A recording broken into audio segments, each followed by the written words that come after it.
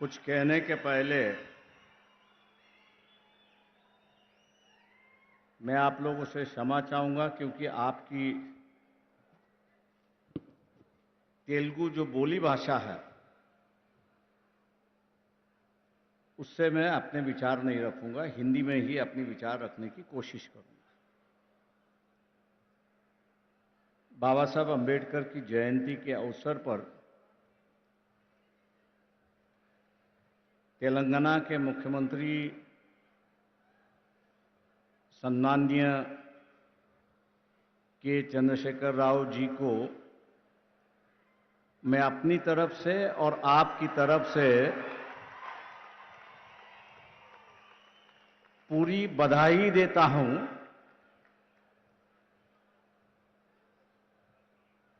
कि उन्होंने आज 14 अप्रैल है, बाबा साहब का जन्मदिन है।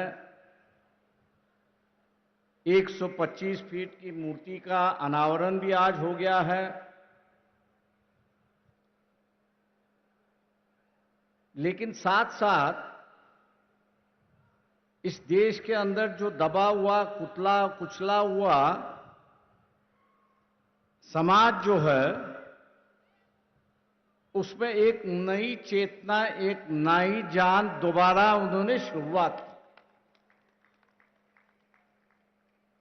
एक चिंगारी जो है, एक नई चिंगारी उन्होंने शुरुआत की। मैं मानता हूं कि हम लोग जो है बाबा साहब की जयंती मनाते हैं,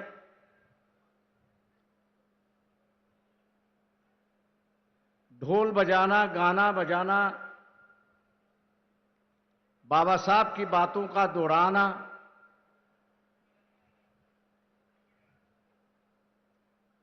लेकिन यहां आने के बाद मुझे दिखाई देता है कि बाबा साहब की जो जयंती है वो अलग ढंग से मनाई जा रही है।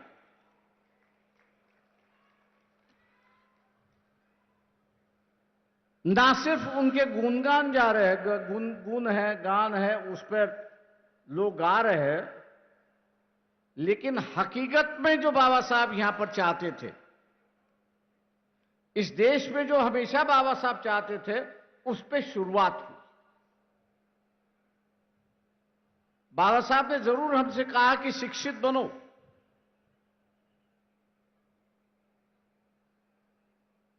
शिक्षित बनने के बाद आप संगठित हो और एजिटेट करो, लेकिन किसके लिए?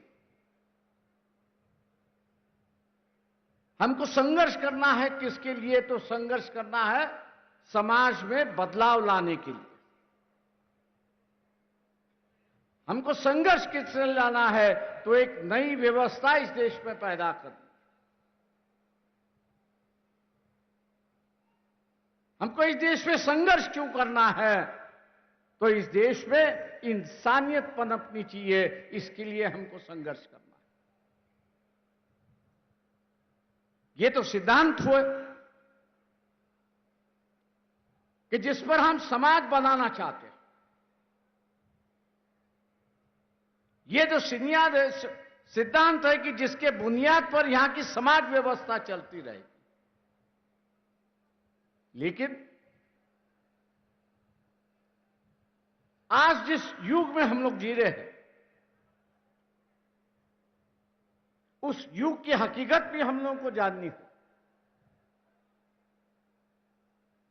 और वह हकीकत है कि 1923 में बाबा साहब ने एक इकोनॉमिक थीसिस लिखी थी।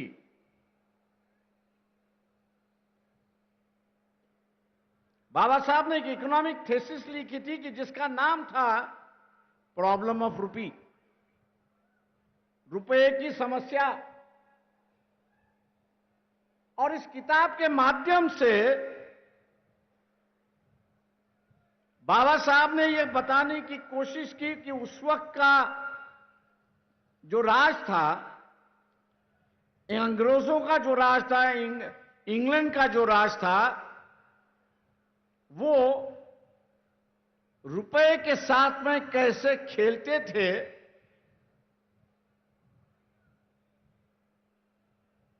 और उस खेल के माध्यम से वो भारत को लूटते थे। बाबा साहब पढ़े लिखे थे, इसलिए उन्होंने प्रॉब्लम ऑफ रूपी रखा। हम लोग जैसे पढ़े लिखे जो है वो उसको ये कहेंगे थ्योरी ऑफ लूट। मतलब एक दूसरे का पैसा कैसा लूटना, उसका उन्होंने विवरण किया है कि अंग्रेज जो है वो भारत को किस तरह से लूट रहा है। मैं मान के चलता हूं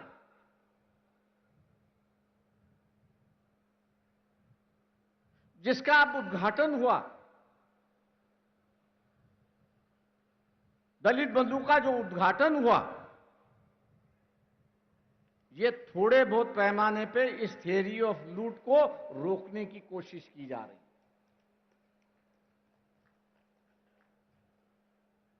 क्योंकि यहां जो प्रोडक्शन करने वाला है और बेचने वाला जो है वो यहां का दबा कुचला हुआ समाज नहीं है, दलित नहीं है, आदिवासी नहीं है, वो तो सिर्फ खरीदने वाला समाज है। आज उसमें भी एक व्यापार की भावना, कमर्शियलाइजेशन है, उसकी कोशिश की जा रही है। मैं उसकी सराहना करता हूं और मुख्यमंत्री चंद्रशेखर राव जी का धन्यवाद देता हूं कि उन्होंने इस देश को आर्थिक दुर्बलता से कैसे लड़ना चाहिए, आर्थिक दुर्बलता से कैसे लड़ना चाहिए, और साथ साथ ये जो पॉवर्टी एलिवेशन का जो सरकार का कार्यक्रम है उसको एक नई दिशा देने की कोशिश की। इसलिए बाबा साहब की जयंती पर बाबा साहब के आर्थिक विचारों को आगे ले जाने के लिए मैं उनको दोबारा धन्यवाद देता हूं और अपनी बात आगे बढ़ाता हूं। दोस्तों, देश को आजाद हुए 70 साल हुए, लेकिन पूरी तरह से बाबा साहब आज भी लोगों के सामने आए नहीं। हम लोग यही समझते हैं कि बाबा साहब का जो कार्य रहा है, समाज कार्य रहा है, ये दलितों के लिए, आदिवासियों के लिए, आरक्षण के लिए ही रहा है, ऐसी परिस्थिति है। ये बात जरूर है कि उनका फोकस जो था, बाबा साहब का पूरा फोकस जो था, वो पूरा फोकस एलिवेशन जो है, दलितों का एलिवेशन करना, आदिवासियों का एलिवेशन करना, और यहां हम लोगों को एक ही माइनॉरिटी दिखाई देती है, वो रिलीजियस माइनॉरिटी दिखाई देती है। इस देश में सिर्फ रिलीजियस माइनॉरिटी नहीं है, इस देश में कम्युनिटी माइनॉरिटी भी है। लोहार है, कुम्हार है, सोनार है, ऐसे कई समाज में गिन सकता हूं कि जिनके गांव में सब 2 या 4 या 5 या 10 घर होंगे, उससे ज्यादा नहीं हो। और बाबा साहब ने कहा कि जैसे एक रिलीजियस माइनॉरिटी है, उसी तरह से यहां एक कम्युनिटी माइनॉरिटी भी है, और इस कम्युनिटी की हिफाजत करना है, इस कम्युनिटी माइनॉरिटी की हिफाजत करना है। तो उन्होंने 1956 में जब स्टेट रीऑर्गेनाइजेशन कमेटी बनी थी, तो उसको एक न्योता दिया था और कहा था कि state should be reorganised not on the basis, state should not be reorganised on the basis of language. राज्य जो है वो भाषा पर आधारित नहीं होना चाहिए। अगर स्टेट रीऑर्गेनाइज आपको करना है तो पहला उसका वायबिलिटी आपको देखना है, इकोनॉमिक वायबिलिटी आपको उसकी देखनी है, उसकी ज्योग्राफिकल बाउंड्रीज उसको आपको देखनी है, और उसके माध्यम से एडमिनिस्ट्रेटिव यूनिट बनता है कि नहीं बनता है, ये आपको देखना है। 55-56 की बात थी, मैं यहां एक व्यक्ति का नाम लूंगा, पुट्टी श्रीरामुलु जी का, कि जिन्होंने आंध्र प्रदेश बनाने के लिए अपना बलिदान दिया। जब तक यहां बलिदान नहीं दिया जाता था तब तक कोई राज्य या कोई सवाल हल नहीं होती थी, ऐसी एक परिस्थिति है। बाबा साहब ने पट्टी श्रीरामुलु को श्रद्धांजलि अर्पण करते हुए कहा कि आंध्र प्रदेश बनाने से कांग्रेस पार्टी ने पुण्यदान कर दिया है, पुण्यदान जो होता है वो पुण्यदान कर दिया है, ऐसी एक परिस्थिति है। मतलब यहां एक राज्य बनाने के लिए किसी को बलिदान देना पड़ता है और बलिदान के बाद ही यहां पर राज्य बनते हैं, ऐसी एक परिस्थिति है। वही बात बाद में 40 साल बाद आई, तेलंगाना का सवाल आया। आज तेलंगाना राज्य बन चुका है और एक नई दिशा, एक छोटे राज्य यहां पर दिखाई दे रहे, ऐसी एक परिस्थिति है।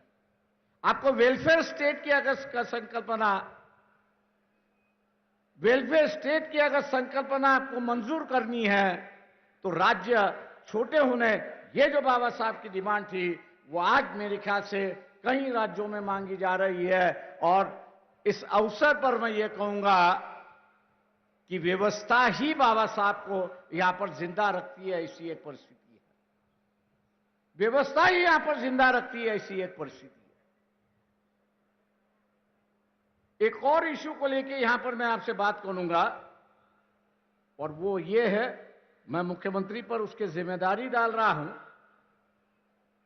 कि आप लोगों को इकोनॉमिकल एम्पावरमेंट करने की कोशिश कर रहे हैं।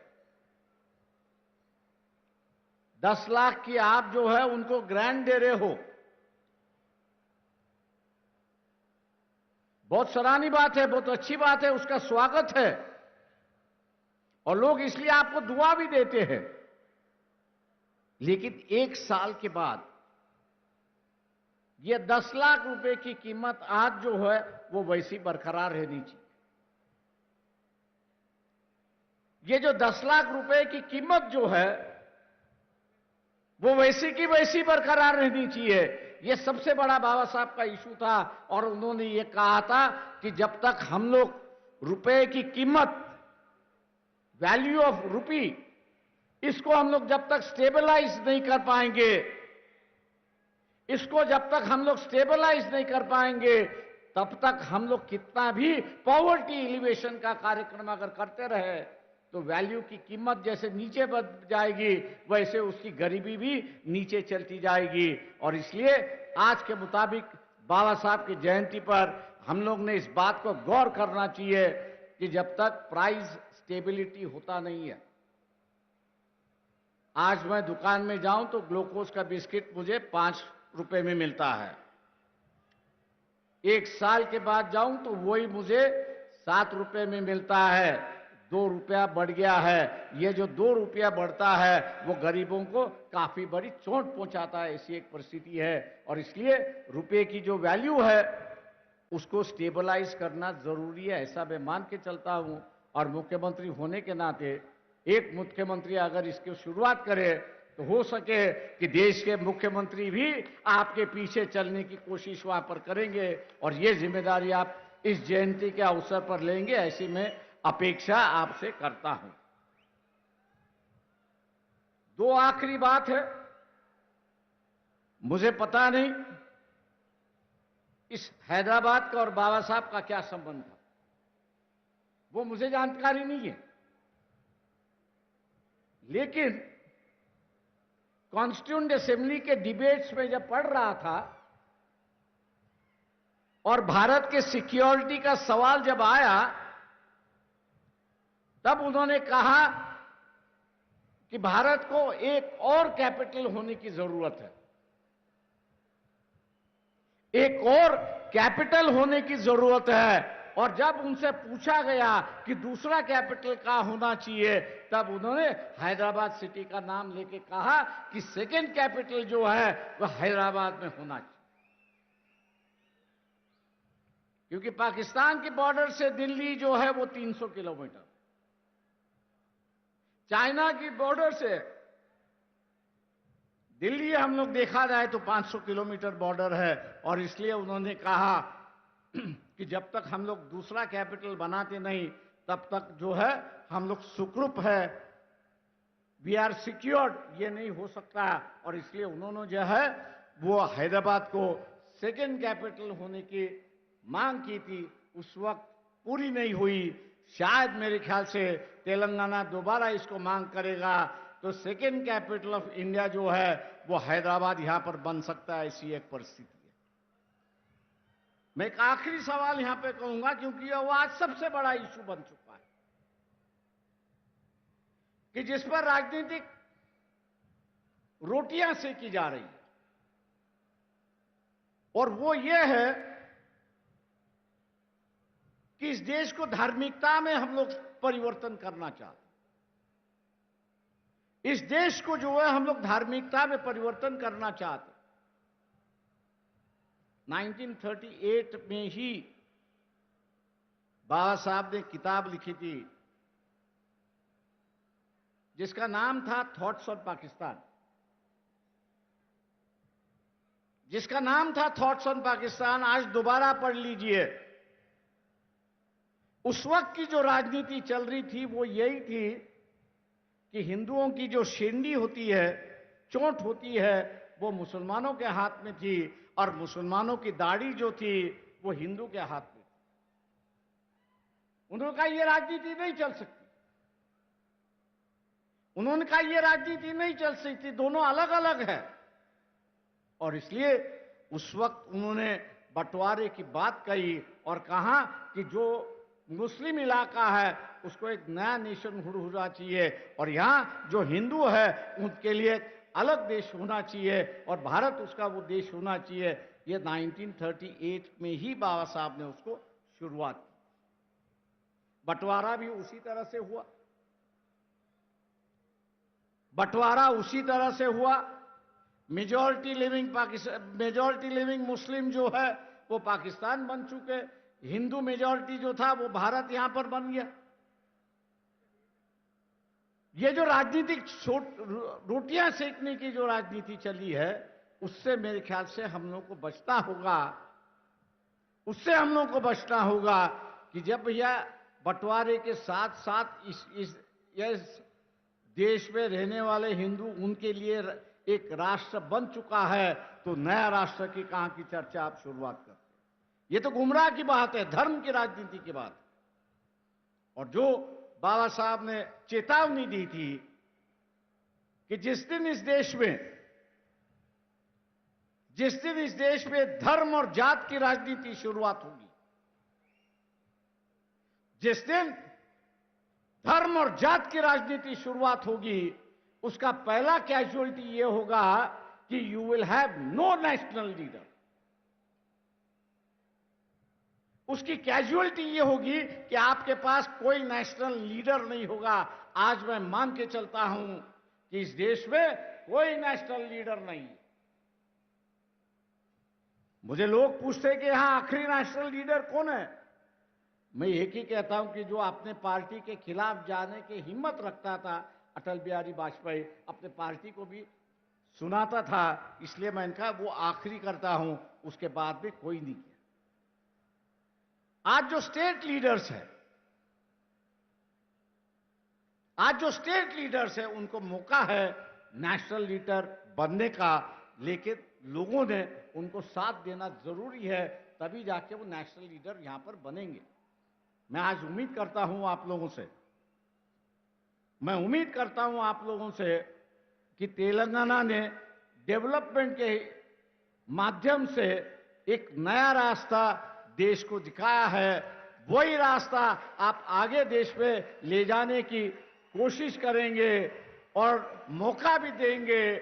आपके मुख्यमंत्री चंद्रशेखर राव को इन्हीं बातों के साथ बाबा साहब के जन्मदिन पर आप सब लोगों को बधाई देते हुए, जन्मदिन हम लोग सभी मनाते हैं, धूमधाम से हम लोग मनाते हैं, अगले साल भी मनाते रहेंगे। लेकिन अगले साल जो बाबा साहब ने चेतावनी दी थी उस